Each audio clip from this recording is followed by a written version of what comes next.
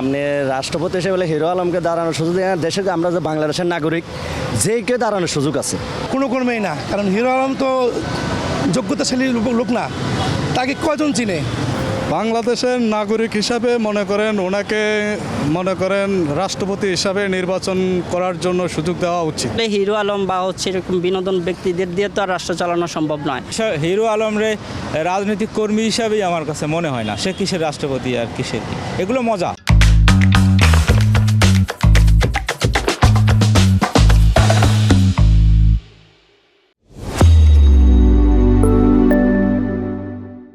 এটা যারা ওনাকে নিয়ে কথা বলতে যাচ্ছেন বা যে সকল মিডিয়াও কথা বলছেন, আমি বলছি ওনাকে সাইড করে কথা বলা উচিত। অন্তত হিরো আলম একটা ব্যক্তি হিসাবে কর্নেল সাহেবকে নিয়ে কথা বললে সেটা একটা মানুষ হয়, যেটা মির্জা ফখরুল ইসলাম কর্নেল সাহেব একটা কন্টেস্ট, সেটা একটা মানুষ হয়। বাট ওর তো হতেই পারে না। ও কী হিসাবে ওর নামটা বলাটাও একটা আমি মনে করি একটা বোকামি হিরো আলম হিসাবে। কেন তার সিনেমা বলেন বা তার যেটাই বলেন না কেন, ওটা আমার কাছে একটা মনে হচ্ছে একটা পাগলামি ছাড়া আদারওয়াইজ আর কিছুই না। বাংলাদেশের নাগরিক হিসাবে ওনাকে রাষ্ট্রপতি হিসাবে নির্বাচন করার জন্য সুযোগ দেওয়া উচিত। যার যে অবস্থান রয়েছে তার সে অবস্থানে রাখা। যেই বন্যেরা বন্যের সুন্দর শিশুরা মাতৃ করে, সেমনি আসলে হিরো আলম বা এরকম বিনোদন ব্যক্তিদের দিয়ে তো আর রাষ্ট্র চালানো সম্ভব নয়। যার যে অর্জন আছে, যার যে ব্যক্তিগত অর্জন আছে বা যার যে ইয়েটা আছে, সে অনুযায়ী সবার জায়গা থেকে উচিত। আপনি রাষ্ট্রপতি হিসেবে বলে হিরো আলমকে দাঁড়ানোর সুযোগ দেয় না। দেশে আমরা যে বাংলাদেশের নাগরিক যে কেউ দাঁড়ানোর সুযোগ আছে। আপনার হিরো আলম দাঁড়ানোর সুযোগ আছে, যে কেউ ওকে দাঁড়াইতে পারে।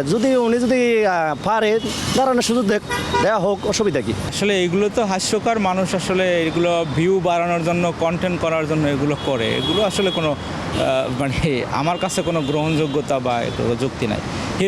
হিরো আলমরে রাজনৈতিক কর্মী হিসাবেই আমার কাছে মনে হয় না। সে কিসের রাষ্ট্রপতি আর কিসের কি, এগুলো মজা। এই যে কর্নেল অলি সাহেব, হিরো আলম, রাশেদ প্রধান, এরা এরকমই।